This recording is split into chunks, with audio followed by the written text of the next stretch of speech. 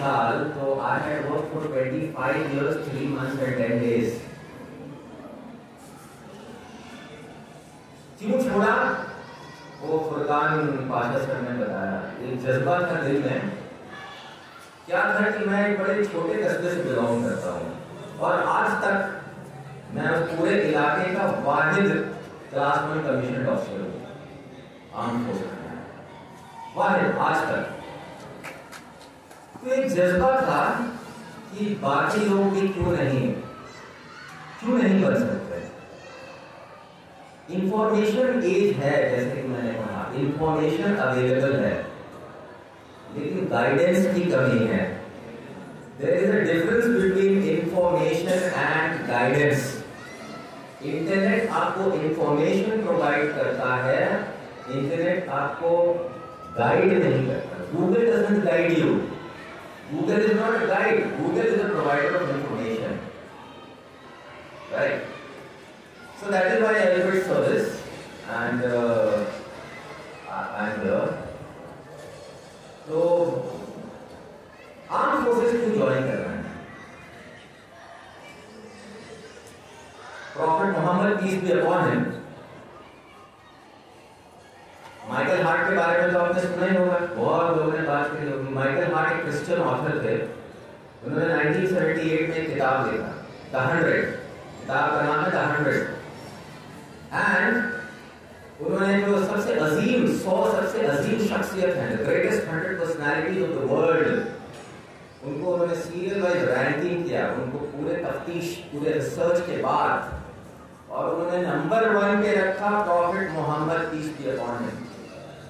मोहम्मद सल्लल्लाहु अलैहि वसल्लम को उन्होंने नंबर 1 पोजीशन में रखा, एक क्रिश्चियन ऑथर ने।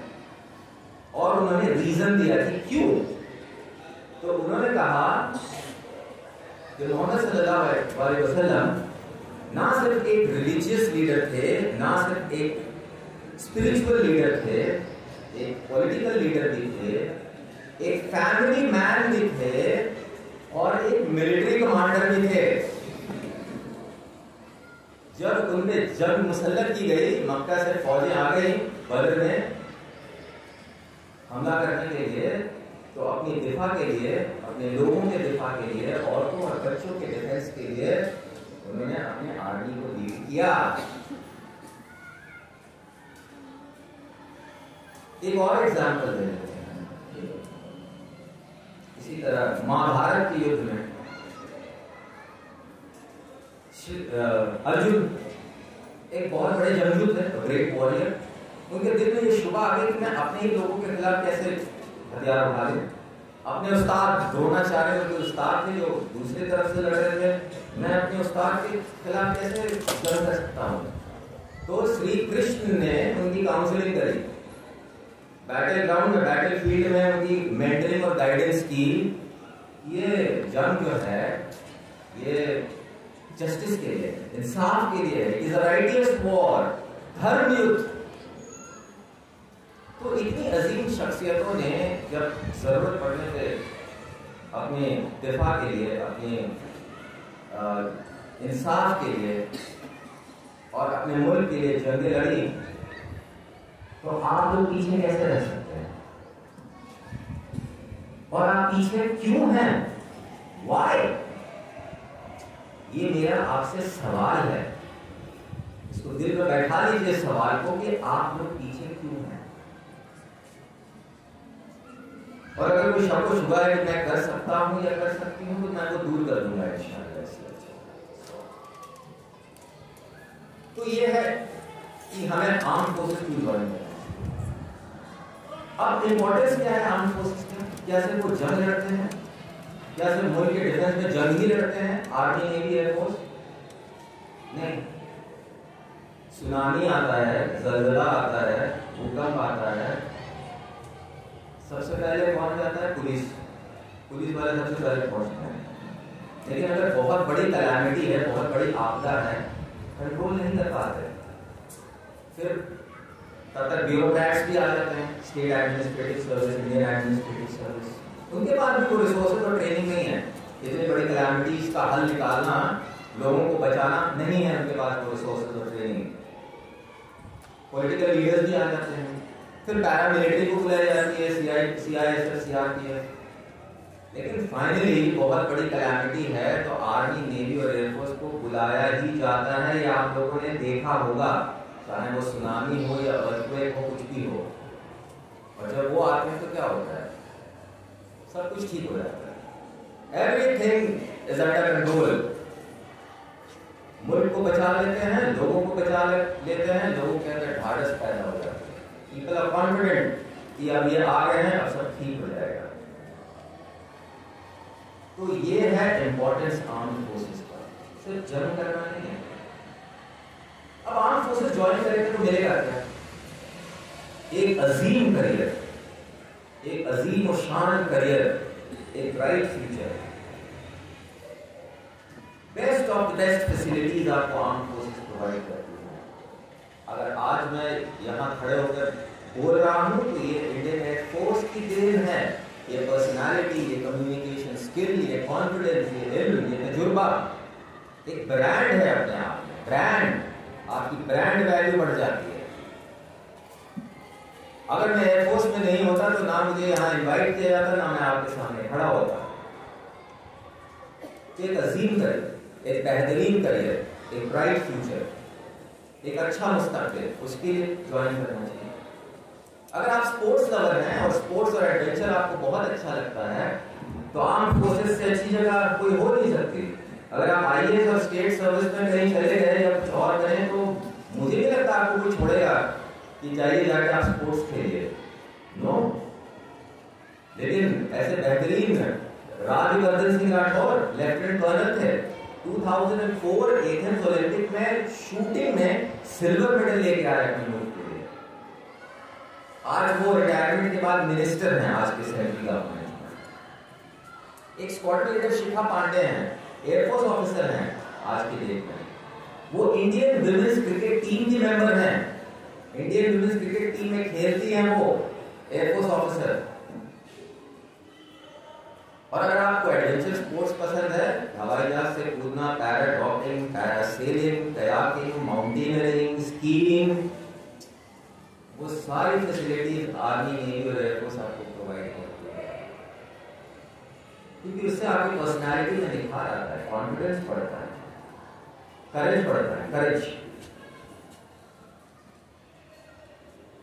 अगर आप पढ़ना चाहते हैं आगे, 2 साल की छुट्टी मिलती है पढ़ने के लिए, टू परस्यू हायर स्टडी, और आगे पढ़ना चाहते हैं।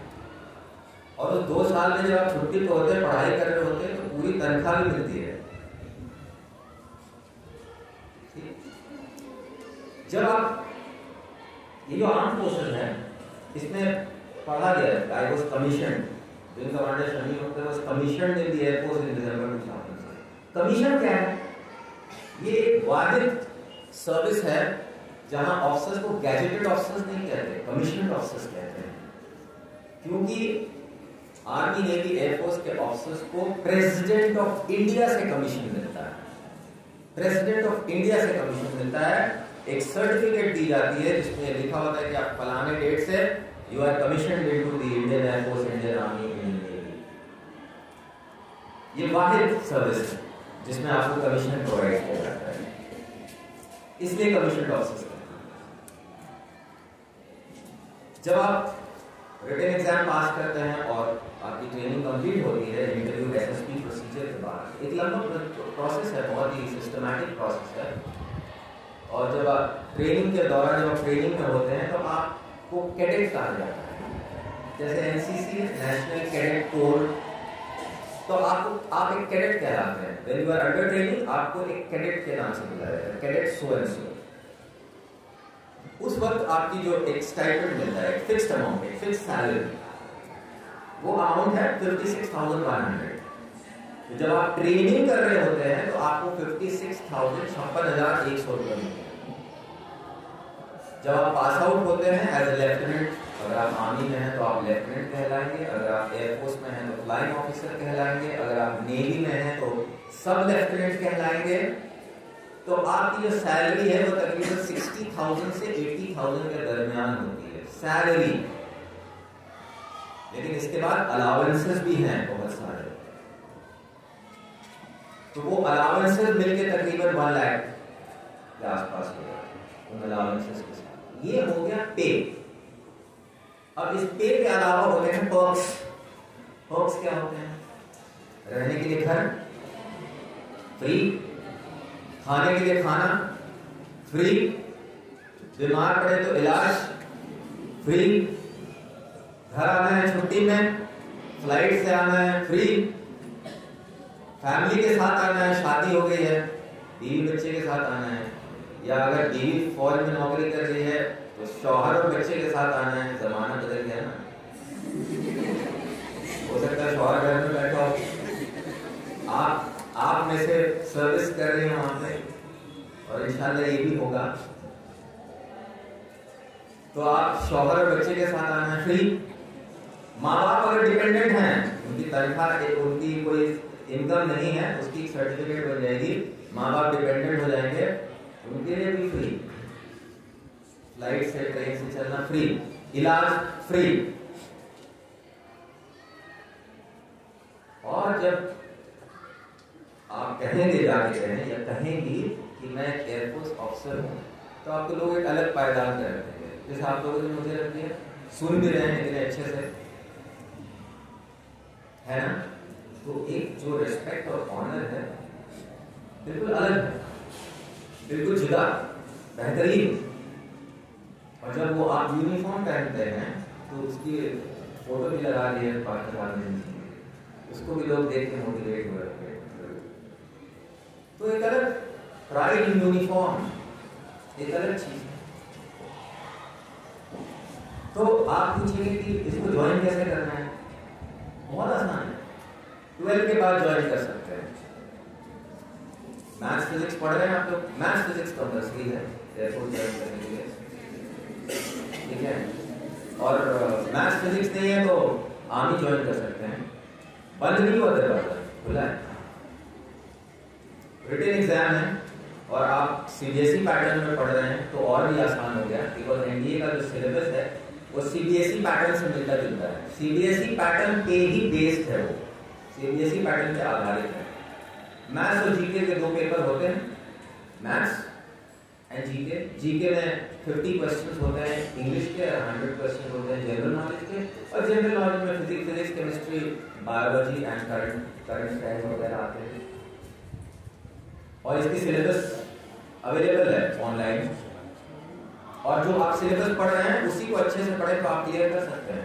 प्रैक्टिस सेट्स अवेलेबल हैं, पिछले सालों के जो क्वेश्चन पेपर्स हैं एनडीए के मार्केट में इजीली अवेलेबल हैं, तो आप उन्हें बनाइए, उनको प्रैक्टिस करिए। अगर 12 के बाद नहीं होता है रिटन एग्जाम क्लियर, तो ग्रेजुएशन के बाद भी जा सकते हैं। और ये लड़के लड़कियों दोनों के लिए फैसिलिटी अवेलेबल है। एनडीए नेशनल डिफेंस एकेडमी में लड़कियों के लिए अपना दरवाजा अभी 1 साल पहले ही खोला है, पहले लड़कियां परमिटेड नहीं थी वहां पे। तो ग्रेजुएशन के बाद भी जा सकते हैं। ग्रेजुएशन के बाद कई एग्जाम्स हैं, कमांड डिफेंस सर्विसेज एग्जाम है, एयरफोर्स कॉमन एडमिशन टेस्ट है, इंडियन नेवल एंट्रेंस टेस्ट है, और सबसे अच्छी बात यह है कि डॉक्टर बन गए तो भी ज्वाइन कर सकते हैं। तो कोई रिटन एग्जाम नहीं है डॉक्टर बनने के बाद ज्वाइन करने के लिए, डायरेक्ट इंटरव्यू है और सिंपल इंटरव्यू है। बाकी लोग जो ज्वाइन करते हैं उनका जो इंटरव्यू प्रोसीजर है कम्प्लीटली पैकेज है, उसमें काफी सारे टेस्ट होते हैं, लेकिन डॉक्टर जो जाते हैं उनका एक अलग इंटरव्यू है, सिंपल इंटरव्यू। एंड आप आर्मी नेवी ऑफिसर में as a medical officer join कर सकते हैं, वो सेम फैसिलिटीज आपको मिलेंगी, आप भी यूनिफॉर्म पहनेंगे। आप चूंकि बाहर प्रैक्टिस नहीं कर सकते हैं तो आपको एक नॉन प्रैक्टिसिंग अलाउंस एक्स्ट्रा मिलेगा जो औरों को नहीं मिलता है। तो ग्रेजुएशन के बाद ही एग्जाम दे सकते हैं आप लोग, उसमें 3 पेपर होते हैं, इंग्लिश, मैथ्स और जनरल नॉलेज, एंड उसकी भी बुक्स अवेलेबल है मार्केट में, इजीली अवेलेबल है, आप उनको देखिए अगर आप इंटरेस्टेड हैं और होने चाहिए। तो ये है by and large arm forces join करने का तरीका। और लड़कियां क्यों पीछे हैं मेरे लिए समझ में नहीं आती, क्योंकि हमने तो रज़िया सुल्ताना के बारे में पढ़ा है, वो हुक्मरान थी इसी मुल्क में, थी या नहीं थी ना, पढ़ा है ना आप लोगों ने? और रानी लक्ष्मीबाई के बारे में सबने सुना है। जब रानी लक्ष्मीबाई आज़ादी के उस वक्त 1857 के रिवोल्ट में पार्टिसिपेट कर रही थी, तो लखनऊ में एक और शख्सियत थी, वो उन्होंने भी अपने फौज को ब्रिटिशर्स के खिलाफ लड़ा। बेगम हजरत महल, सुना है उनका नाम? बेगम हजरत महल। तो रानी लक्ष्मीबाई फेमस हो गई और बेगम हजरत महल को हम सब भूल गए, लेकिन एक ही जंग में 1857 के रिवोल्ट में दोनों ने अपनी आर्मी को, अपनी फौज को लीड किया अंग्रेजों के खिलाफ। इनफैक्ट बेगम हजरत महल ने लखनऊ पे कब्जा भी कर लिया था। और सल्लल्लाहु अलैहि वसल्लम के वक्त में जब जंग के लोग जाते थे तो उनकी जो अहलिया है ना, वो लोग भी साथ में शरीक होकर जाते थे अपने हस्बैंड्स को मोटिवेट करने के लिए। इसका रिवाज है, शायद हम भूल गए नहीं, हमने लड़कियों को घर में बंद कर दिया। सबसे अच्छी बात यह है, मुझे यहाँ देख कर खुशी हुई कि कितनी सारी लड़कियाँ बैठी हुई हैं। सो हैप्पी, इतनी सारी बहनें बैठी हुई हैं। मुझे यकीन है कि इंशाअल्लाह आप लोग सब कुछ ना कुछ अचीव करेंगे जिंदगी में।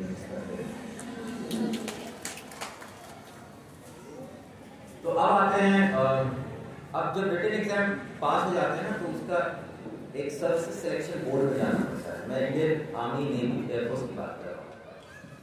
रिटन एग्जाम तक तो ठीक है, रिटन एग्जाम तो नेवी में भी होता है, इंजीनियरिंग में भी होता है। उसके आगे आर्म फोर्सेस में ऑफिसर बनने के लिए एक एसएसबी होता है, सर्विसेज सिलेक्शन बोर्ड, जिसकी इंफॉर्मेशन इंटरनेट पे अवेलेबल है, गाइडेंस अवेलेबल है। तो आप गूगल कर लीजिएगा, मिल जाएगा। मैं संक्षिप्त में बिल्कुल ब्रीफ में बता देता हूँ कि वो 5 दिन का टेस्ट है। लेकिन पहले जब आप वहाँ पर पहुँचते हैं पहले दिन, तो उसमें 2 फेज के टेस्ट होते हैं, फेज 1 एंड फेज 2। फेज 1 में इंटेलिजेंस टेस्ट होता है, 2 paper, verbal and non verbal reasoning होती है। और जब आप उसके बाद फेज 1 में एक और टेस्ट होता है जिसको कहते हैं picture perception and description test. आपको एक पिक्चर दिखाते हैं स्क्रीन पे और 4 मिनट के अंदर उस पिक्चर में आपने क्या देखा उसके ऊपर आपको एक स्टोरी लिखना है।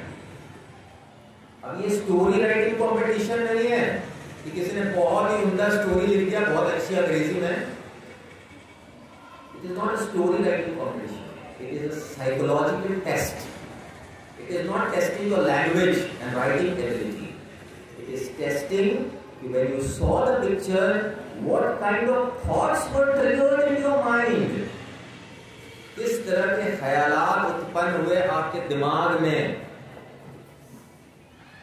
पॉजिटिव नेगेटिव क्या है, क्या देखा आपने, वो टेस्ट कर रहा है। वो स्टोरी राइटिंग के बाद जितने भी लोग हैं, मान लीजिए 500 लोग हैं, सबको 15-15 के ग्रुप में डिवाइड कर देते हैं और फिर उनको एक जगह बिठा देते हैं। उनके सामने 3 असेसर्स बैठते हैं और वो लोग सब अपनी स्टोरीज को सुनाते हैं। They narrate their own stories, and when they are finished narrating their own stories, then there is a group discussion over that story, over that picture and stories. The idea is, the aim of the group discussion is that at the end of the group discussion, the group should be able to reach on a common story with consensus. Group discussion के आखिर में सबको एक common story पे पहुंचना है, ये कोशिश करनी है। और इसके बाद फेज 1 कंप्लीट हो जाता है, ये पहले दिन होता है। और इसके बाद ये डिसाइड कर देते हैं कि कौन रहेगा कौन नहीं रहेगा। और जनरली 60 to 70% जो कैंडिडेट्स हैं वो पहले दिन वापस चले जाते हैं। जो लोग बचते हैं फिर वो फेज 2 में जाते हैं और 4 दिन और रुकते हैं वहां पे सरकारी खर्चे पे। आपको खाने और रहने का पैसा नहीं देना पड़ता। जिस भी एसएसबी सेंटर पे आप जाएंगे, everything is free of cost and आपको बिल्कुल एक ऑफिसर की तरह ही ट्रीट करते हैं। रहना खाना उसी स्टैंडर्ड का होता है। तो फिर 4 दिन आप और रुकते हैं, उसमें फर्दर साइकोलॉजिकल टेस्टिंग होती है। 4 तरह के टेस्ट होते हैं, फिर आउटडोर टेस्ट होते हैं, ग्रुप टेस्टिंग ऑफिसर देते हैं और फिर एक इंटरव्यू होता है। तो ये 3 तरह के वहाँ पे असेसर्स होते हैं, psychologist, group testing officer and interviewing officer, जो कि अकेले मतलब एक कैंडिडेट्स को देख रहे हैं। और फाइनली जब सबका प्रोसेस कंप्लीट हो जाता है तो फाइनल डे में एक कॉन्फ्रेंस होता है। अब वो तीनों लोग, psychologist, interviewing officer and group testing officer, एक साथ बैठ के एक एक कैंडिडेट को बुला के उनको डिस्कस करते हैं कि उन्होंने उस कैंडिडेट के अंदर क्या देखा, क्या पाया, वेदर सूटेबल है, अनसूटेबल है, and then they decide whether to recommend or not to recommend, whether to keep them or not to keep them. That is the end. तो इस एसएसबी की अच्छी तैयारी करनी चाहिए।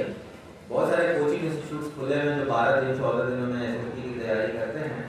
मेरा मानना है कि 12-14 दिन में किसी की पर्सनालिटी तब्दील नहीं की जाती, नहीं की जा सकती, क्योंकि इस पूरे 5 दिन के प्रोसेस में वो आपकी माइंड, आपकी स्पीच और आपका बॉडी, फिजिकल एटीट्यूड सब कुछ चेक कर रहे हैं। Physical stamina, mental thought process, speech, everything is being checked. तो एक वक्त लगेगा किसी को देखने। अब आप पूछेंगे फिर क्या करें हम अभी से? अगर अभी से मुझे अपनी पर्सनालिटी को निखारना है तो व्हाट टू डू? तो I will suggest that you read. Text books के अलावा आप रीडिंग की आदत डालिए, बुक्स पढ़िए, वक्त निकालिए, read books, read good books, read autobiographies and biographies of great people. It will help you to build up your vocabulary. It will help you to understand if somebody became great, why they became great. अगर कोई अजीम शख्सियत बना तो क्यों बना? You will come to know, and that is why you should read. You should read your history also, so that you are proud of your history and the people who have contributed to the community and to the country. You should read.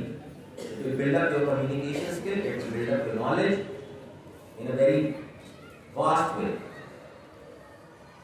You should participate actively in a lot of activities. Studies के अलावा अगर आपको अपनी personality में निखार लाना है तो you should participate in a lot of activities, curricular, extra curricular, debate, quiz वगैरह वगैरह। एंड जब आपके इंस्टीट्यूट में इस तरह के फंक्शंस हों तो बच्चों को इन्वॉल्व किया जाना चाहिए इन ऑर्गेनाइजेशन, बिकॉज उससे एक बच्चा ऑर्गेनाइजिंग एबिलिटी सीखता है, सीखती है, और ये भी चेक किया जाता है एसएसपी में, ऑर्गेनाइजिंग एबिलिटी।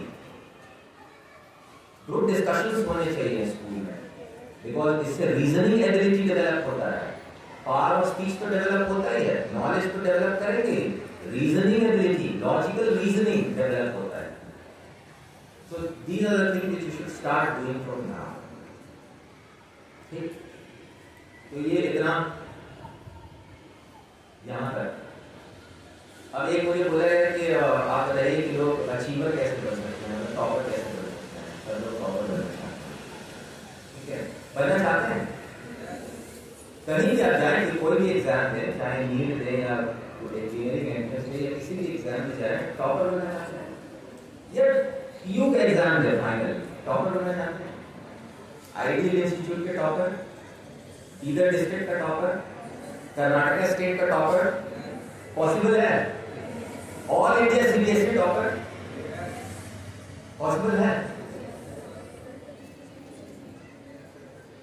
एक चीज होता है आईक्यू, सुना है आप लोगों ने आईक्यू के बारे में? आईक्यू क्या होता है? IQ, can anybody tell me? Raise your hand. Can anybody tell me what is IQ? IQ क्या होता है? बताइए, सुना होगा, जरूर सुना होगा, बहुत ही कॉमन वर्ड है। बताइए please, somebody should tell. Yes. हाँ? Oh, very nice. ठीक है, intelligence quotient is the correct answer. Please.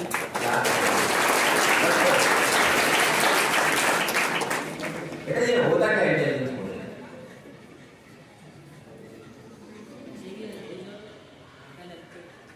क्या बेटा? Okay, good try. Intelligence आप कह सकते हैं कि बच्चा कितना इंटेलिजेंट है, कितना ज़हीन है, उसकी एक रेटिंग होती है। टेस्ट करके ये पता लगाया जाता है कि आईक्यू कितना है बच्चे का, ठीक है। आइंस्टीन का आईक्यू 200 से ज्यादा था, एल्बर्ट आइंस्टीन, ठीक है।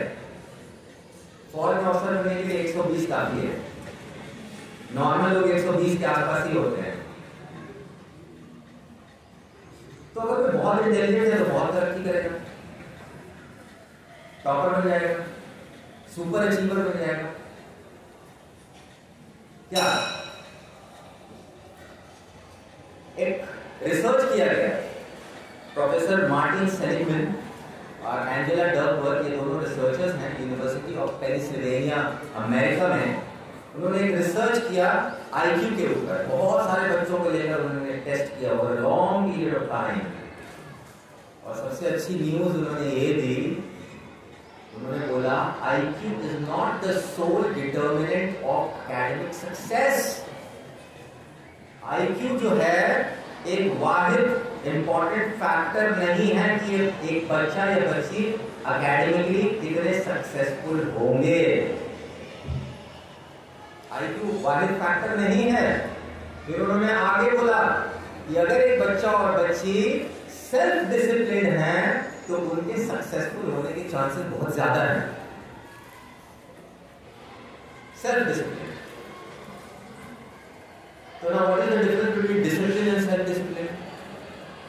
डिसिप्लिन वो है कि जब टीचर देख रहे होते हैं तो खामोशी से बैठते हैं। जब माँ बाप घर में है तो मोबाइल साइड में रखते थे और पढ़ने की कोशिश करते हैं, दिखावा करते हैं पढ़ रहा हूँ, वो है डिसिप्लिन। और सेल्फ डिसिप्लिन तब है कि माँ बाप नहीं देख रहे हैं और आपके पढ़ने का वक्त है तब भी आप पढ़ रहे हैं।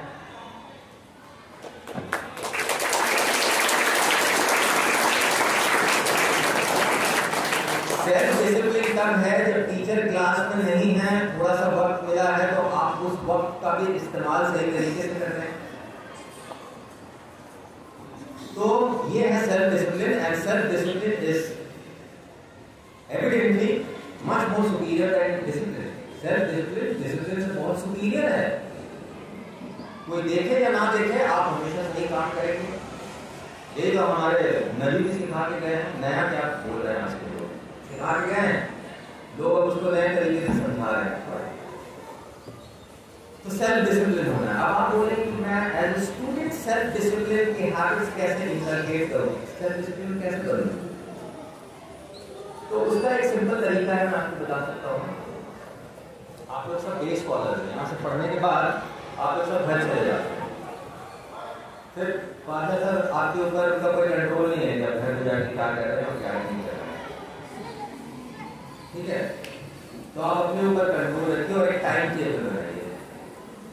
एक टाइम टेबल में रहिए, इतने बजे घर पहुंचूंगी, फिर क्या करना है, फिर क्या करना है, फिर क्या करना है, फिर क्या करना है।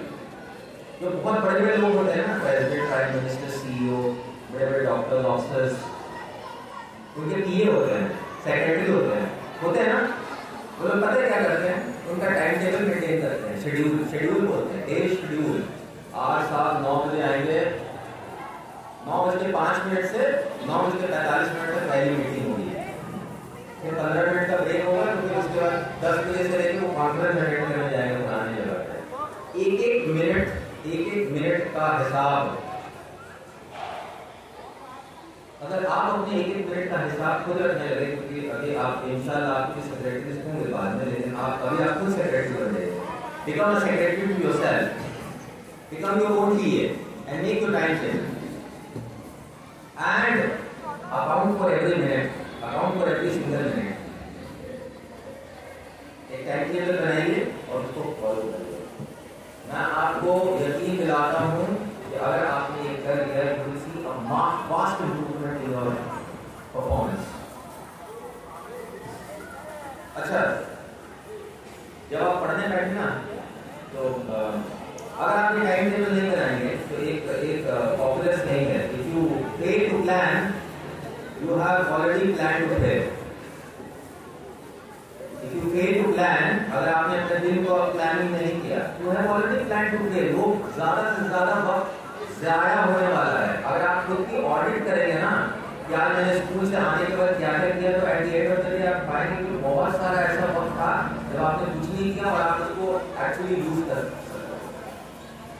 तो एक सेल्फ डिसिप्लिन इंकलकेट करने का सिंपल तरीका है to take a time table. दूसरा सक्सेसफुल बनने का, एक प्रॉपर बनने का तरीका है हार्ड वर्क, है ना? हार्ड वर्क हम लोग बोलते हैं ना, जब टू वर्क हार्ड,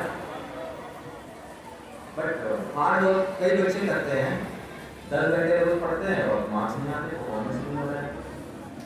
ऐसा होता है ना, पढ़ तो बहुत रहा है, मार्क्स ही नहीं आ रहे हैं, एग्जाम ही क्लियर नहीं हो रहा है। और वही एक बच्चा है, वो 2 घंटे कम पढ़ रहा है, उसके मार्क्स आ रहे हैं। तो बेसिकली वो जो 1 घंटा कम पढ़ के ज्यादा नंबर लाने वाला है ना, वो बच्चा he not working hard, he working smart. वो हार्ड वर्क नहीं कर रहा है, वो स्मार्ट वर्क कर रहा है। उसको कुछ स्मार्ट वर्क करने के टेक्निक्स या तो पता है या उसने कोई ऑटोमेटिक हो गया है। जमाना भी तो स्मार्ट है, स्मार्टफोन, तो स्टूडेंट को भी स्मार्ट बनना पड़ेगा। Smart students, you have to do smart work. Now you will ask me sir how, कैसे, how do I work smart? Again comes the time table. Time table के जरिए smart work. अब आप time table में क्या करेंगे कि time table तो बना दिया है, आज मैं 5 बजे से 6 बजे तक फिजिक्स पढ़ूंगा, that is only time table. Smart work ये है कि जब मैं पढ़ने बैठा 5 बजे, तो मैं पहला 5 मिनट ये लगाऊंगा कि मैं इस 1 घंटे में पढ़ूंगा कितना। अगर आपने ये सेट नहीं किया ना, आपका टाइम टेबल फेल हो जाएगा कि पढ़ूंगा कितना। जैसे एग्जाम आता है ना, अगले दिन एग्जाम होता है, तो रात भर में 10 चैप्टर पढ़ लेते हैं, और जब एग्जाम नहीं होता है तो 10 घंटे में 4 चैप्टर भी नहीं पढ़ते। होता है ना, क्योंकि वो गोल ऑलरेडी सेट है, एग्जाम, उसका डर, वो जो टाइम फिक्स है एग्जाम का, होना ही है, और दिमाग उसके हिसाब से काम करने लगता है। तो जब आप स्मार्ट गोल बना लेंगे अपने स्मार्ट टाइम टेबल में कि मुझे 5 मिनट लगाना है प्लान करने में, मैं कितना अचीव करूंगा, और जरूरी नहीं कि जितना आप सेट करें उतना अचीव कर लें। आपने बोला कि मैं ये 1 चैप्टर पूरा कंप्लीट करूंगी, और हो सकता है कि उसमें लास्ट एक पेज बच जाए, तो कोई प्रॉब्लम नहीं है। लेकिन अगर आपने वो टारगेट सेट नहीं किया है, तो आप पूरे 1 घंटे में 1 पेज पढ़ेंगे, ये मैं आपको यकीन दिलाता हूँ। So this is called smart work. Now इसमें एक क्वेश्चन दे देता हूँ, मतलब अच्छा फील करने के लिए नहीं कि 1 घंटे में मैं 2 ही पेज पढ़ूंगी और फिर आप आधे घंटे में कंप्लीट कर बोले वाह मैंने तो अचीव कर लिया, ऐसा नहीं। और ऐसे भी नहीं सेट करना क्योंकि अनरियलिस्टिक हो, बोले मैं 4 चैप्टर कर लूंगा 1 घंटे में, तो एक ही होगा, फिर आप बोलेगा तो हो ही नहीं रहा, you are becoming over ambitious. तो भाई रैशनल एक है, और जितना आप कर सकते हो उससे थोड़ा ऊपर रखना है। टारगेट हमेशा अपनी काबिलियत जो आपको लगती है ना कि आपकी काबिलियत है, उससे थोड़ा ऊपर होना चाहिए टारगेट। तो आप स्ट्राइव करेंगे, मेहनत करेंगे वहां तक पहुंचने के लिए, ठीक। तो स्मार्ट वर्क करने का एक तरीका ये हो गया। स्मार्ट वर्क करने का दूसरा तरीका एक होता है पोमोडोरो टेक्निक, सुना इसका नाम? एक ऑथर थे, उनका नाम था फ्रांसिस्को सिरेलो। 1980 में उन्होंने किताब लिखा, उस किताब में पोमोडोरो टेक्निक के बारे में पहली बार बात की। कोई नया बात नहीं है, बट जब हम उसको कोई बोलता है तो हमें लगता है हाँ ऐसा करना चाहिए, बट वेरी सिंपल बात है, बट हम करते नहीं है। तो पोमोडोरो टेक्निक में उन्होंने ये पाया कि 25 मिनट्स आपको पढ़ना चाहिए, 5 मिनट का ब्रेक लेना चाहिए, और ये साइकिल 3 बार रिपीट करना चाहिए। 25 minute study, 5 minutes break, 25 minute study, 5 minutes break, 25 minute study and then a long break. Long break मतलब 15 मिनट, आपको 20 मिनट रखना है तो 20 रख लीजिए। ये उन्होंने कहा क्योंकि अटेंशन स्पैन ही दिमाग का इतना होता है, जब आप बिल्कुल जोशो खरोश के साथ पढ़ेंगे, दिमाग बिल्कुल कॉन्सेंट्रेट करके, तो आपका दिमाग कॉन्सेंट्रेट उतना ही कर पाएगा। ये टाइमिंग अलग अलग इंडिविजुअल्स के लिए चेंज हो सकता है, किसी को कोई 40 मिनट भी लग सकता है, 45 मिनट भी लग सकता है, लेकिन 25 से कम नहीं रखना है और 45-50 मिनट से ज़्यादा नहीं रखना है। आप अपने आप को बेहतर जानते हैं, आप अपना पोमोडोरो खुद डिसाइड करिए और एक छोटा सा 5 मिनट का ब्रेक ले लीजिए। आपकी जो स्टडी की जो एफिशिएंसी है वो इंशाल्लाह इंप्रूव होगी, और इन लोगों ने इसको अपनाया है। आप 2 घंटे बैठ के लगातार नहीं पढ़ सकते, 1 घंटे के बाद आप बैठे रहेंगे, पढ़ाई नहीं होगी, रिटेन नहीं होगा, दिमाग में कुछ नहीं जाएगा, आप सिर्फ वक्त जाया कर रहे होंगे, आप एक प्रोसेस की थ्रू गुजर रहे होंगे, पढ़ाई नहीं होगी नेचुरली। तो ब्रेक्स आर इम्पोर्टेंट। तो एक लंबा ब्रेक जब आप लेंगे, उसमें टाइम मैनेजमेंट के लिए आप डिसाइड कर सकते हैं कि उसमें क्या करना है, खाना खा लेना है, नहा लेना है, कुछ काम कर लेना है, बैग पैक कर लेना है, This is how you utilize the time. Now, this is the second tip for smart work. Third and final tip for smart work is, एक चीज होता है फाइनमैन टेक्निक। सुना है इसके बारे में, फाइनमैन टेक्निक? रिचर्ड फाइनमैन एक फिजिसिस्ट थे, बहुत बड़े फिजिसिस्ट। 1965 में उनको नोबेल अवार्ड, नोबेल प्राइज मिला फिजिक्स के लिए। पर जितने बड़े वो फिजिसिस्ट थे, उससे बहुत बड़े वो टीचर थे। वो अपने स्टूडेंट्स को इतने अच्छे से एक्सप्लेन करते थे चीज़ों को, बिल्कुल सिंपल लैंग्वेज में कोड है, उनके स्टूडेंट्स सब कुछ समझ लेते थे। तो उन्होंने इसके बारे में लिखा फाइनमैन, और उन्होंने लिखा कि आपको पढ़ाई करते वक्त अगर आप समझ के पढ़ेंगे तो याद करना भी आसान होगा और रिटेन करना भी आसान होगा। ठीक है ना? ठीक है ना? एक छोटा सा ब्रेक अभी भी चाहिए ये आप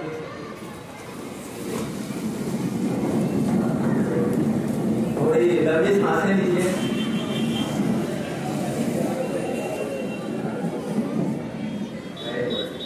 एक ब्रेक चाहिए था। ठीक है, थोड़ी लंबी सांसें लीजिए और उसके बाद बैठ जाइए। बैठिए। अभी आप देखेंगे एफिशिएंसी बढ़ जाएगी आपकी सुनने को, समझने की। नहीं तो कई लोग जो है, मैं देख रहा था कि वो योगा करने लगे,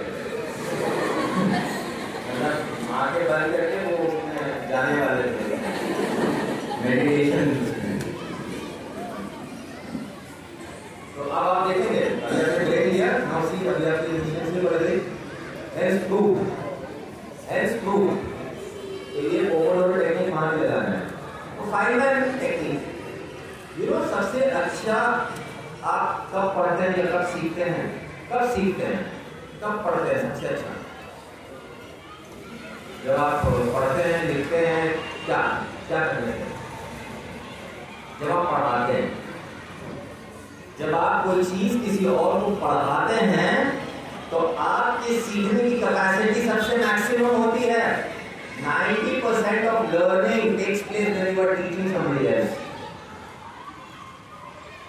तो फाइनमैन ने बोला, रिचर्ड फाइनमैन ने, कि एक स्टूडेंट को ऐसे पढ़ना चाहिए कि पहले वो कॉन्सेप्ट को रीड करे, खास करके साइंस। जब कोई भी सब्जेक्ट समझ के पढ़ना बहुत अच्छा होता है, मार्क्स भी अच्छे आएंगे, याद भी जल्दी होगा और कॉम्पिटिटिव एग्जाम भी क्लियर होंगे, याद रहेगा। तो आप पढ़ने और समझने के बाद फर्ज करिए, तसव्वुर कीजिए, इमेजिन कीजिए कि आप आपके सामने आपसे 2 साल छोटा बच्चा कोई बैठा हुआ है, 2 क्लास छोटा। आप सेकेंड क्यू में क्लास 10 वाला बच्चा आपके सामने बैठा है, आप 10 में आपके सामने क्लास 8 का बच्चा बैठा है और आप उसको वही चीज एक्सप्लेन कर रहे हैं। अब 2 साल छोटा है आपसे, 2 साल जूनियर है, उसको बहुत ही सिंपल लैंग्वेज में समझाना है। तो आपको वैसे समझाना है, ये फर्ज करना है एक्चुअली बैठ के अपने घर में आपको एक्सप्लेन करना है बैठ के। आप इमेजिन करिए आपके सामने बच्चा बैठा है, कोई ना बैठा हो, और उसको एक्सप्लेन करिए। ये फाइनमैन टेक्निक है। आपकी जो समझ है वो और दुरुस्त हो जाएगी, रिफाइन हो जाएगी और आप उसको अच्छे से समझ पाएंगे और रिटेन कर पाएंगे, याद कर पाएंगे। किसी भी चीज को फाइनमैन टेक्निक से लगाइए। ये है स्मार्ट वर्क करने का तीसरा तरीका, फाइनमैन टेक्निक। एक बार करके देखिएगा, जब आप पढ़ा लेंगे ना, खड़े हो जाए तो घर में दीवार में देखिए बोर्ड लगा हुआ है, फर्स्ट नीचे दीवार में लगा हुआ, सामने बच्चा बैठा हुआ, मैं पढ़ा रही हूँ उसको। You will see that your understanding improves tremendously। और ये मजाक की बात नहीं है, जो लोग इसको अपनाते हैं वो एक्चुअली बहुत फायदा उनको पहुंचता है। अब तीसरा एक रिसर्च बताता है कि जो भी चीज आप पढ़ते हैं 1 घंटे के अंदर 50% साफ हो जाता है और 24 घंटे के अंदर लगभग 70% साफ हो जाता है। इसीलिए जब पढ़ने के बाद आपने पढ़ लिया, 1 महीने बाद जब एग्जाम आएगा फिर आप किताब खोलेंगे, बोले यार मुझे तो याद ही नहीं हो रहा है, मैं एग्जाम ध्यान कैसे क्लियर करूंगा या करूंगी, मुझे तो याद ही नहीं हो रहा है, मैं डल तो नहीं हूँ, मेरा तो दिमाग ही नहीं है, कैसे करूंगी मैं। फिर इस तरह के शाम को सुबह आने लगते हैं मेरे में, क्योंकि भाई रिसर्च बताता है 24 घंटे में 70% तो साफ होना ही था। आप तो किताब पढ़ने के बाद 1 हफ्ते या 1 महीने के बाद खोल रहे हैं। इसको कहते हैं curve of forgetting. Curve of forgetting, forget मतलब भूलना, तो ये होगा ही होगा।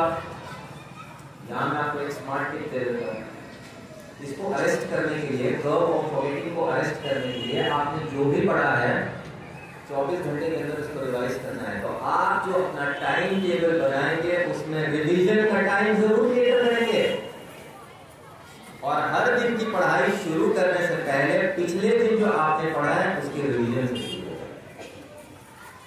और रिवीजन में टाइम नहीं लगना चाहिए, जितना टाइम पढ़ने में लगा है उतना टाइम रिवीजन में नहीं, क्योंकि जब आप पढ़ रहे हैं तो आपने हाइलाइटर या पेंसिल लेके रखा है हाथ में, और इंपॉर्टेंट कीवर्ड्स और सेंटेंसेस को अंडरलाइन किया है। जब आप रिवाइज करेंगे आप सिर्फ उनको पढ़ेंगे, और क्योंकि कॉन्सेप्ट ऑलरेडी क्लियर है, आपने 5 मिनट टेक्निक का इस्तेमाल किया है, आपने बच्चे को एक्सप्लेन किया है, कॉन्सेप्ट क्लियर है, कीवर्ड्स को आपको देखेंगे तो सब आप रिमाइंड हो जाएगा, रिफ्रेश हो जाएगा।